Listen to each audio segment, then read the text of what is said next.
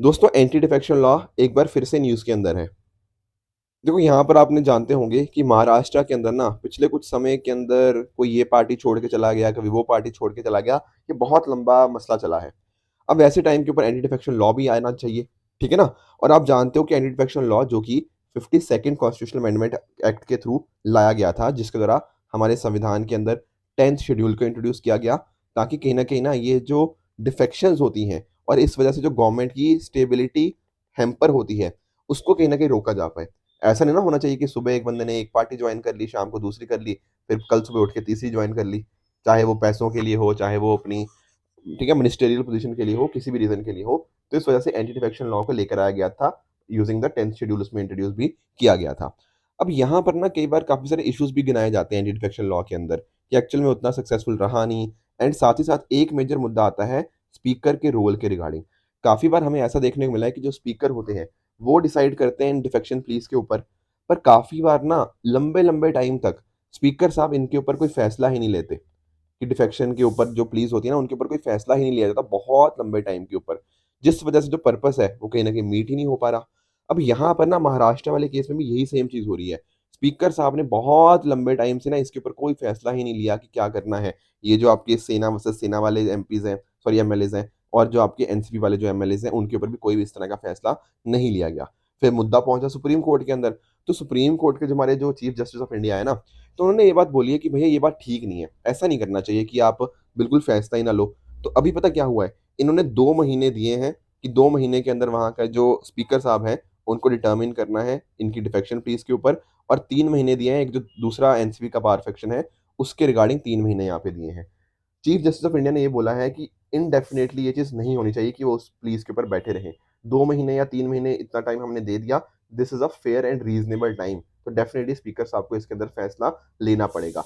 पहले भी बहुत बार उनको अपॉर्च्युनिटीज़ दी गई हैं कि अपने डिस्क्वालिफिकेशन प्रोसीडिंग्स के ऊपर वर्क कर लीजिए, पर कहीं न कहीं वो डेडलाइन्स मतलब इसी वजह से अब देनी पड़ रही है, क्योंकि स्पीकर साहब अपने काम को अच्छे से ढंग से कर ही नहीं रहे। ऐसा यहाँ पे चीफ जस्टिस ऑफ इंडिया के द्वारा यहाँ पे बोला गया है। बाकी और भी बहुत सारे मुद्दे हैं जिनको आज हम डिस्कस करेंगे। तो आइए दोस्तों, डेट है आज की 31 अक्टूबर 2023, एंड आप सभी का स्वागत है आज के प्रीलिम बूस्टर न्यूज़ डिस्कशन के अंदर। आगे बढ़ने से पहले एक छोटी-सी इन्फॉर्मेशन, आप में से बहुत सारे स्टूडेंट्स पूछ रहे थे सर जो लखनऊ के अंदर जो सेमिनार होने जा रहा है वो कब होगा? देखो डेट यहाँ पे है 4th ऑफ नवंबर को दोपहर 3 बजे ये जो पर्टिकुलर सेमिनार है, इसको आप जाइए, डेफ़िनिटली आप इसको जॉइन कीजिए। यहाँ पर आपको बहुत सारी नई-नई चीज़ें तो पता लगेंगी, साथ-साथ आप हमारे जो फैकल्टीज़ हैं, उनके साथ मीट अप कर पाओगे, एंड इवन हमारे यहाँ पे जो एसडीएम है, एसडीएम अवनीश त्रिपाठी जी और एसडीएम मान्या चतुर्वेदी जी, ये भी यहाँ पर आएँगे, तो इनके साथ भी आप इंटरैक्ट कीजिए, इनके एक्सपीरियंसेस को जानिए, एंड वो आपको बहुत हेल्प करने वाला है। तो इसका जो रजिस्ट्रेशन लिंक है, नीचे कमेंट सेक्शन में और डिस्क्रिप्शन सेक्शन में मैंने दे दिया है, वहाँ पर जाके आप इसको डेफ़िनेटली रजिस्टर कीजिए, क्योंकि देखो सीट्स जो होती हैं first come first serve basis के ऊपर फिल होती हैं, तो मेक श्योर कि आप इसको फिल कीजिए इस रजिस्ट्रेशन लिंक को, एंड डेफ़िनेटली सेमिनार को अटेंड कीजिए। आइए आगे बढ़ते हैं, जो मैं बात कर रहा था ना आंध्र प्रदेश के बारे में, तो आंध्र प्रदेश ट्रेन क्रैश का जो डेथ टोल है ना वो 14 तक पहुँच गया है। अब यहाँ पर एक बात हो रही है कवच के बारे में, कि क्या भैया इनके ऊपर कवच सिस्टम नहीं था? द आंसर इज़ नो, नहीं था कवच सिस्टम। आइए समझते हैं कि आखिर ये कवच सिस्टम होता क्या है? देखो मान लीजिए जैसे ट्रेन्स काम करती हैं, ठीक है? तो होता पता क्या है कवच सिस्टम के अंतर्गत? अगर इन दोनों ट्रेन्स के ऊपर कवच सिस्टम लगा हुआ है और मान लो ये सेम ट्रैक के ऊपर आ जाती हैं, ये भी इसी ट्रैक के ऊपर, ये भी इसी ट्रैक के ऊपर, तो कवच सिस्टम के माध्यम से ना ऑटोमैटिक ब्रेक्स लग जाती हैं। तो बहुत दूर पहले ही ना ये गाड़ियाँ अपने आप रुक जाएँगी, तो जो हादसा होगा ना वो कहीं न कहीं रुक जाएगा। अदरवाइज़ क्या होता है ना, अगर मान लो गलती से ये दोनों सेम ट्रैक के ऊपर आ गई, तो दिक्कत आ सकती है। तो कहीं न कहीं ड्राइवर को भी बहुत बहुत मुश्किल आ जाती है कई बार इतनी जल्दी ब्रेक लगाने के लिए। पर ऑटोमैटिकली चीज़ें होंगी तो डेफ़िनेटली वो ब्रेक सिस्टम अपने आप एप्लीकेबल हो जाएगा, एंड इनका जो कोलिज़न था वो रुक जाएगा, ठीक है? ये है आपका कवच सिस्टम। यहाँ पर आपको आरएफआईडी का यूसेज देखने को मिल जाएगा, रेडियो फ्रीक्वेंसी का, उसके माध्यम से कम्युनिकेशन वगैरह प्रॉपर्ली हो जाता है। ध्यान रखने वाली बात ये है कि देखो दुनिया में इस तरह के जो ऑटोमैटिक ट्रेन प्रोटेक्शन सिस्टम है ना, ये बहुत सारे हैं, पर जो कवच है ना, ये हमने इंडिजिनियसली यानी कि हमने खुद से बनाया है एज़ अ पार्ट ऑफ आत्मनिर्भर भारत इनिशिएटिव, तो ये बात भी आपको ध्यान में रखनी होगी। यहाँ पर ना एक ऑर्गेनाइज़ेशन है, जिसका नाम क्या है? आरडीएसओ। सर ये आरडीएसओ क्या है? This is research design and standard organization. Actual में ना आपकी जो मिनिस्ट्री ऑफ रेलवेज़ है, उस मिनिस्ट्री ऑफ रेलवेज़ के ना अंदर यहाँ पर R&D यानी कि रिसर्च एंड डेवलपमेंट के लिए एक ऑर्गेनाइजेशन है, उसी का नाम है research design and standard organization, जो कि R&D करती है under the ministry of railways. तो एक्चुअल में कवच को उसी ने बनाया है in collaboration with Indian industry. ठीक है? कोलिजन हेल्प करने रोकने के अंदर ये हेल्प करती है। यहाँ पर ना SIL 4 सिस्टम है, यानी कि सेफ्टी इंटीग्रिटी लेवल 4 स्टैंडर्ड हमें यहाँ पे देखने को मिल जाएँगे। यहाँ पर 10,000 साल के अंदर एक एरर कोई हो जाए तो हो जाए, तो बहुत ही ज़ीरो के आस-पास प्रोबेबिलिटी है। पर दिक्कत पता क्या है? हमने इसको अनाउंस तो कर दिया है, पर अभी बहुत ही कम ट्रैक्स के ऊपर है। जब याद करो ओडिशा वाला, ऑल्दो ओडिशा वाला कह रहे हैं कि कवच से रुकता भी नहीं, वो कोई और कारण भी थे उसके अंदर, पर कहीं न कहीं वहाँ पर भी हमने देखा था कि कवच सिस्टम था ही नहीं। तो ऐसा बताया जा रहा है कि अभी तक लगभग सिर्फ 2000 किलोमीटर का ट्रैक है, जिसके ऊपर हमने कवच सिस्टम लगा रहे हैं।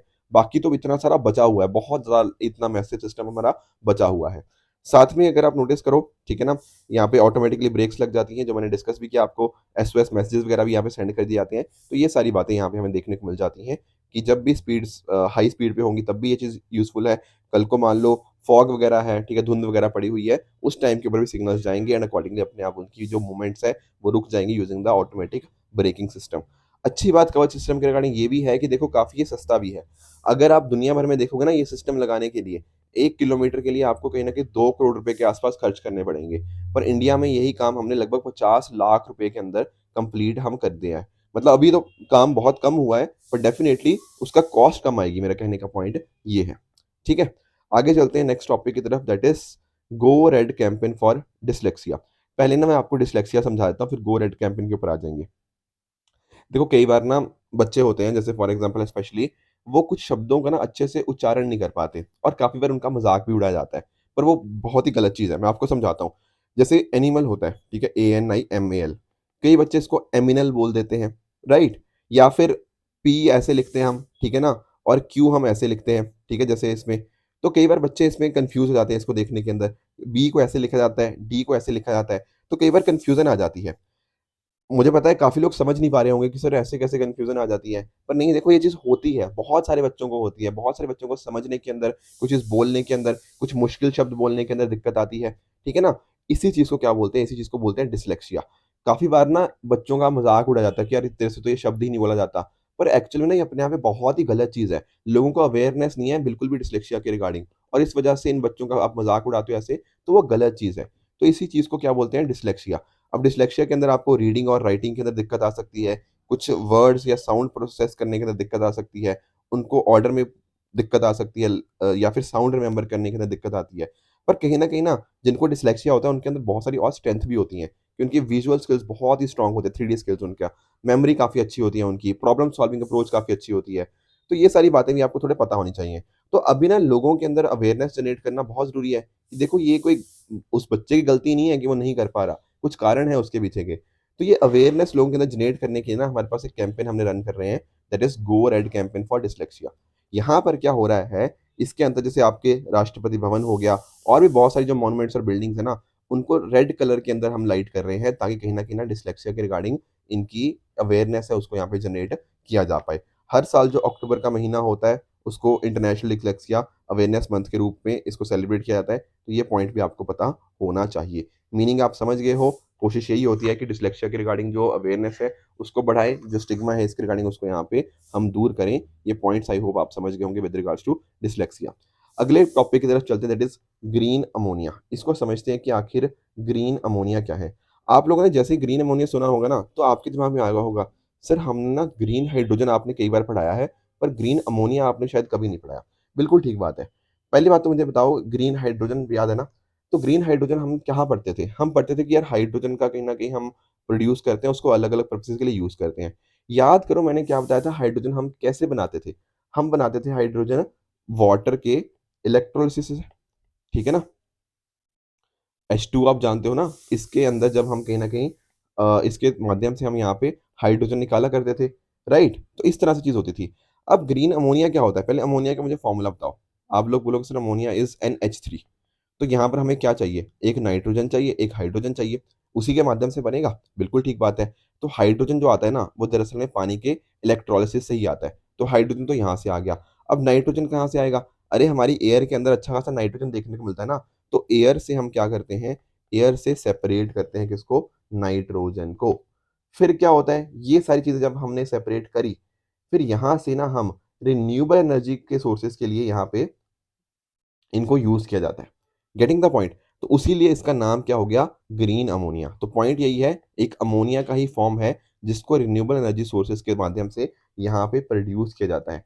काफ़ी बार ना इसको हेबर प्रोसेस भी बोलते हैं, HABER प्रोसेस, हेबर-बॉश प्रोसेस भी कई बार बोला जाता है। तो ये पॉइंट आपको पता होना चाहिए। तो अभी क्या था, इन्होंने देखो इतना टन बना लिया, ये तो चलो इतना इम्पोर्टेंट नहीं है, या फिर इतना इन्होंने अनाउंस किया है कि हम 2030 तक इतना बना लेंगे। पर ग्रीन अमोनिया के आप यूजेस देखो, अलग-अलग जगह पे यूज़ होता है। जैसे फॉर एग्ज़ाम्पल आप यूरिया देखते हो, ठीक है ना? यूरिया क्या है? यूरिया एक नाइट्रोजन बेस्ड फर्टिलाइज़र है, बिल्कुल ठीक बात है। तो यहाँ पर इस तरह के जो नाइट्रोजिनस फर्टिलाइज़र्स होते हैं, उनके प्रोडक्शन के लिए अमोनिया को यूज़ किया जाता है। तो यहाँ पर हम ना कार्बन नहीं लेते बिल्कुल भी, बिल्कुल कार्बन फ्री प्रोसेस है। तो अपने आप में ना ग्रीन अमोनिया 100% रिन्यूएबल है, राइट? और बिल्कुल कार्बन फ्री है। तो ये इसके कुछ यहाँ पे ना बिल्कुल यूजेस हमें देखने को मिल जाते हैं। डिकार्बनाइज़ हो जाती है पूरी की पूरी हमारी जो फूड वैल्यू चेन होती है। हमारे जो न्यूट्रल शिपिंग फ्यूल है, ठीक है? क्लाइमेट न्यूट्रल शिपिंग फ्यूल है, उसकी तरफ हम वर्क कर सकते हैं। ये सारे अलग-अलग काम हैं। फॉसिल फ्यूल को यहाँ पे रिप्लेस कर सकते हैं। तो कहने का पॉइंट वही है कि ग्रीन अमोनिया के थ्रू ना जो अलग-अलग इसके एडवांटेजेस आपको देखने को मिलते हैं, जैसे ठीक है ना, एनर्जी स्टोरेज के अंदर हो गया, ज़ीरो कार्बन फ्यूल हो गया, आपकी जो मैरीटाइम इंडस्ट्री हो गया, उसका फ्यूल ऑयल हो गया, उसको रिप्लेस कर रहे हैं। तो ये सारे अलग-अलग एडवांटेज हमें ग्रीन अमोनिया के देखने को मिल जाएँगे, और साथ-साथ जो प्रोडक्शन प्रोसेस था, वो भी आप यहाँ पर समझ गए होंगे। नेक्स्ट टॉपिक की तरफ चलते हैं। देखो ये बिल्कुल एक फैक्चुअल सही स्टेटमेंट है कि रिसर्चर्स ने कुछ ना एक नई मशरूम स्पीशीज़ को वेस्टर्न घाट से आइडेंटिफाई किया है। इसका आप नाम समझना। एक्चुअल में आप नोटिस करोगे केरला के अंदर जो त्रिवेंद्रम है ना, वहाँ पर आपको Jawaharlal Nehru tropical botanical garden and research institute आपको देखने को मिल जाएगा। यहाँ से ना हमने एक नई मशरूम की स्पीशीज़ को यहाँ पे डिस्कवर किया है। ये कुछ मशरूम की स्पीशीज़ कुछ इस तरह से आपको देखने को मिल जाएगी, ठीक है ना? यहाँ पर आप इसका कैप देख सकते हो ऊपर, राइट? एंड साथ ही साथ नीचे जो इसकी जो स्टेम आप देख पाओगे एक तरह की, तो व्हाइट आपको वो देखने को मिल जाएगी। तो जो स्टेम है, वो एक तरह से व्हाइट है, ये थोड़ी सिलिंड्रिकल भी आपको यहाँ पे देखने को मिल जाएगी, और जो कैप है, वो हनी येलो के कलर में आपको देखने को मिलती है। कई बार ये ब्राउन ग्रे भी हो जाती है, ठीक है ना? और इसका आप नाम ध्यान में रखिए, नाम है इसका कैंडेलोमाइसिस एल्बोस्क्वेमोसस, ठीक है ना? तो बस इस नाम को ध्यान में रखोगे, आपसे कोई पूछे कि यार ये नाम न्यूज़ में था, ये है क्या? कोई बोल देगा ये इंसेक्ट है, कोई बटरफ्लाई है, तो आपको पता होना चाहिए कि भैया ये मशरूम की हम स्पीशीज़ की बात कर रहे हैं, जो हमने अभी रिसेंटली वेस्टर्न घाट से आइडेंटिफाई करी है। ठीक है, काफ़ी डेलिकेट है देखने के अंदर, और 58 की हाइट तक ये ग्रो कर सकती है। उतना मुझे पता है, डिटेल में आपको इतना याद भी नहीं रहेगा, और काफ़ी छोटा होता है। तो ये बट मेजरली ना इसका नाम आपके लिए इम्पोर्टेंट है कि डायरेक्ट क्वेश्चन ऐसा आए और उसको आप कहीं न कहीं टैकल कर पाओ। नेक्स्ट टॉपिक की तरफ चलते हैं, दैट इज़ इंटरपोल का रेड नोटिस। अभी जो बम्बीहा ग्रुप है ना, उसके अगेंस्ट कुछ यहाँ पे एक पर्सन के अगेंस्ट यहाँ पे रेड नोटिस को यहाँ पे इश्यू किया गया है। मैं आपको समझाता हूँ कि आखिर ये बात क्या हो रही है। देखो इंटरपोल के बारे में आप जानते होंगे, बेसिकली जो आपकी इंटरनेशनल पुलिस होती है, उसके द्वारा ना दुनिया भर की जो अलग-अलग एंटिटीज़ हैं, जो पुलिस ऑर्गनाइज़ेशंस हैं, आपस में कोऑर्डिनेशन किया जाता है। राइट? जैसे फॉर एग्ज़ाम्पल इंडिया की तरफ से जो सीबीआई है, सेंट्रल ब्यूरो ऑफ इन्वेस्टिगेशन, वो कहीं न कहीं ना कोऑर्डिनेशन करती है, इन्फॉर्मेशन शेयर करती है यहाँ पर इंटरपोल के साथ, ताकि जो दुनिया भर के अलग-अलग क्राइम्स हैं, उनको हम यहाँ पे टैकल कर पाएँ। हर मेंबर कंट्री, ठीक है ना, इंटरपोल का फेस होती है उस कंट्री के अंदर। तो ये पॉइंट्स आपको पता है इंटरपोल के रिगार्डिंग, कि यहाँ पर पुलिस इसको हेल्प करती है मेंबर कंट्रीज़ के अंदर, ताकि दुनिया एक बेटर प्लेस बन पाए और आपस में इन्फॉर्मेशन यहाँ पे शेयर करी जाती है। तो ये नोटिसेज़ वाली बात होती है ना, तो यहाँ पर काफ़ी सारे नोटिस देखने को मिलते हैं। जैसे रेड नोटिस। रेड नोटिस के अंदर क्या होता है कि मान लो कोई पर्सन ना वांटेड है, वो चाहिए आपको, तो आप क्या करते हो, उसके रिगार्डिंग रेड नोटिस इश्यू कर देते हो। तो उसकी लोकेशन हो गया, या फिर कहीं अगर वो मिल जाता है तो उसका अरेस्ट उसको किया जा सकता है। येलो नोटिस के अंदर क्या होता है, कोई मिसिंग पर्सन है तो उसको लोकेट करने के अंदर हेल्प हो सकती है। ब्लू नोटिस के अंदर क्या होता है, जब आपको कुछ एडिशनल इन्फॉर्मेशन कलेक्ट करनी होती है एक पर्सन के रिगार्डिंग, तो उसके लिए आप ब्लू नोटिस को इश्यू करते हो। ब्लैक नोटिस के अंदर क्या होता है, कोई बॉडी है वो अनआइडेंटिफाइड है, उसको कोई उसकी पहचान नहीं कर रहा, तो उसके रिगार्डिंग इन्फॉर्मेशन अगर चाहिए तो उसके लिए black notice. Similarly green notice क्या होता है, जहाँ पर एक वार्निंग देनी होती है एक पर्सन की क्रिमिनल एक्टिविटीज़ के रिगार्डिंग। ऑरेंज नोटिस के अंदर क्या होता है, कोई इवेंट हो गया, कोई पर्सन हो गया, कोई ऑब्जेक्ट हो गया, उसके रिगार्डिंग यहाँ पे हमें वार्निंग देनी होती है। और पर्पल नोटिस के अंदर वो क्या होता है, आपकी जो मॉडस ऑपरेंडी होती है ना, उसके रिगार्डिंग इन्फॉर्मेशन दी जाती है। तो ये सारे आपको अलग-अलग नोटिस यहाँ पे देखने को मिल जाते हैं। मैं फिर से बता दूँ, इंडिया ने जॉइन किया था इंटरपोल कब? 1949 के अंदर। हमारी तरफ से जो सीबीआई है ना, सेंट्रल ब्यूरो ऑफ इन्वेस्टिगेशन, वो यहाँ पर इसके साथ डील करती है। सीबीआई के रिगार्डिंग इन्फॉर्मेशन हमने लास्ट वीक भी डिस्कस करी थी। आप जानते हैं कि ministry of personnel public grievances and pension के अंतर्गत आ जाएगी। ये एक स्टैट्यूटरी बॉडी नहीं है, और इसकी पावर्स कहाँ से आती है? Delhi special police establishment act 1946 के थ्रू।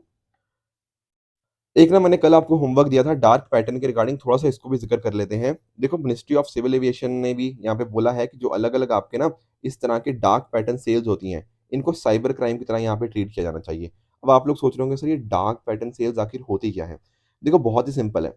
जैसे फॉर एग्ज़ाम्पल आप किसी वेबसाइट के ऊपर गए, ठीक है? इस वेबसाइट के ऊपर जाके आपने क्या देखा, इस वेबसाइट के ऊपर आपने ना कोई चीज़ सब्सक्राइब करनी है, कोई चीज़ लेनी है, तो आपको सामने बड़ा-बड़ा देखने को मिल जाएगा, सब्सक्राइब, सब्सक्राइब, सब्सक्राइब, ठीक है? आपने खरीद लिया उसको चीज़ को। कल को आपको वो प्रोडक्ट अच्छा नहीं लगा।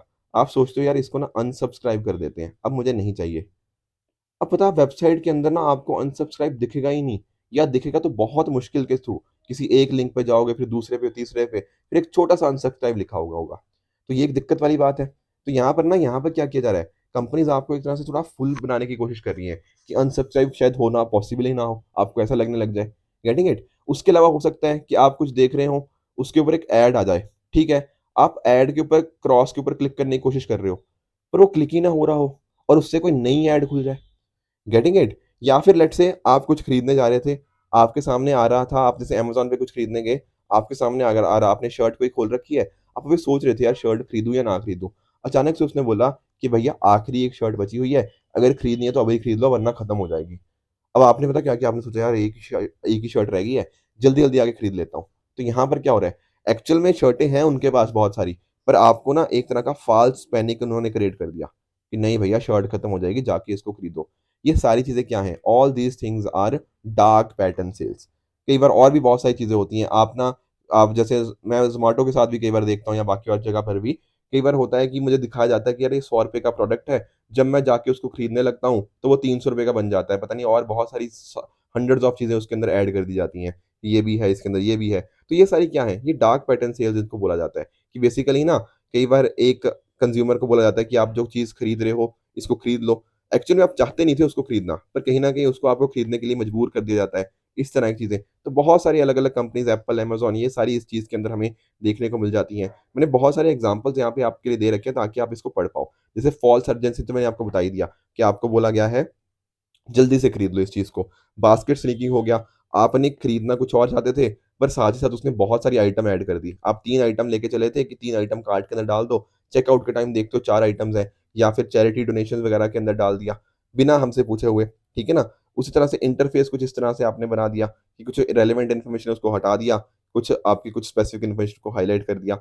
बहुत सारी इस तरह की एडवर्टाइज़मेंट वगैरह हो गया, ठीक है? तो ये सारी अलग-अलग चीज़ें हमें यहाँ पे देखने को मिल जाती है। All these things are what? These are dark pattern. अब इन डार्क पैटर्न सेल्स को यहाँ पे साइबर क्राइम की तरह हमें यहाँ पे देखने को मिल जाती हैं। तो इस तरह से आपने देख पाओगे डिपार्टमेंट ऑफ कंज्यूमर अफेयर्स ने भी यहाँ पे बोला है हमारे जो कैब एग्रीगेटर्स को इस चीज़ के रिगार्डिंग वर्क कीजिए, ये चीज़ ठीक नहीं है। तो ये होती हैं डार्क पैटर्न। आई होप आपको डार्क पैटर्न अच्छे से समझ आ गया होगा।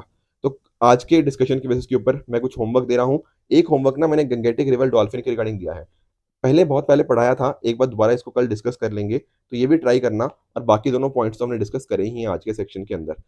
साथ में ही एक आपको होमवर्क दे रहा हूँ with regards to ADB, Asian development bank, इसको भी ट्राई कीजिएगा और मुझे नीचे कमेंट्स में इसका बताइएगा सही आंसर क्या होगा। एक दूसरा क्वेश्चन और भी है विद रिगार्ड्स टू प्रधानमंत्री मातृ वंदना योजना, ये भी ट्राई करके मुझे नीचे कमेंट्स में आप आंसर बताना। कल जो मैंने आपको होमवर्क दिया था उसका क्विकली एक बार आंसर बता देता हूँ। पहला था सरस मेला के रिगार्डिंग। तो सरस मेला के रिगार्डिंग कह रहे हैं कि जो एसएचजी ग्रुप्स हैं, उसकी जो महिलाएँ हैं, वो अपने प्रोडक्ट्स वगैरह इसके थ्रू सेल कर सकती हैं। बिल्कुल ठीक है, उनको एक अपॉर्च्युनिटी दी जा रही है इसके अंतर्गत, तो पहला स्टेटमेंट आपका करेक्ट है। Vijay Emmanuel versus state of Kerala, homosexuality decriminalisation के रिगार्डिंग था? नहीं, बिल्कुल गलत है। यहाँ पर क्या था कि अगर आप चाहते हो नेशनल एंथम को नहीं गाना तो आप गा सकते हो। जो आपके जेहोवा विटनेस के बारे में डिस्कस किया था ना, कि उनके पास राइट है कि मतलब वो अगर नेशनल एंथम को नहीं गाना चाहते based on their religious belief, तो ये चीज़ वो कर सकते हैं।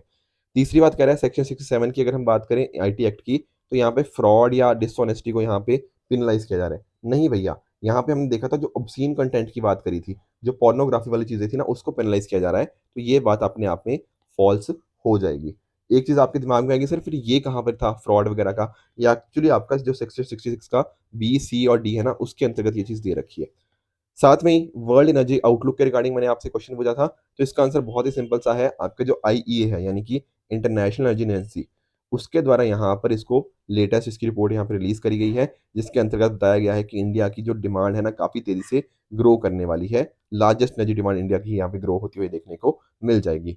आईएए के बारे में थोड़ा-सा जान लो, इसको एस्टैब्लिश किया गया था 1974 के अंदर within the framework of OECD. ये भी हमने डिस्कस किया हुआ है ओईसीडी पिछले दिनों के अंदर। तो यहाँ पर देखा जाता है अलग-अलग चीज़ें, ठीक है? एनर्जी सिक्योरिटी को मेंटेन करने के लिए ये सारी चीज़ें इसका आईएए का काम बन जाता है। तो दोस्तों ये थी आज की डिस्कशन। आई होप आपको आज के सारे लेक्चर्स आपको टॉपिक्स अच्छे से समझ आए होंगे।